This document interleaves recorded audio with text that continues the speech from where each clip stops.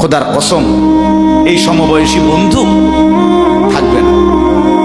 তুমি যেদিন কবরে যাইবা, এরা কেউ পাশে যাবে না।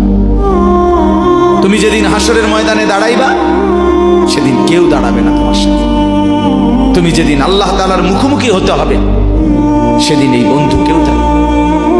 ফাইদা নুফিখা ফিস সূর ফালা আনসাবা বাইনাহুম ইয়াওমাইদিন ওয়ালা ইয়াতাসাআলুন।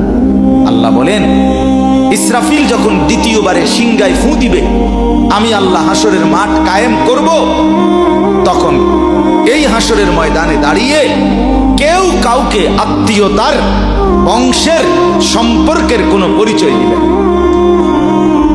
কোনো মা বলবে না এটা আমার সন্তান, কোনো সন্তান বলবে না এটা আমার মা, কোনো ভাই বলবে না এ আমার বোন, বোন ডাকবে না এ আমার ভাই।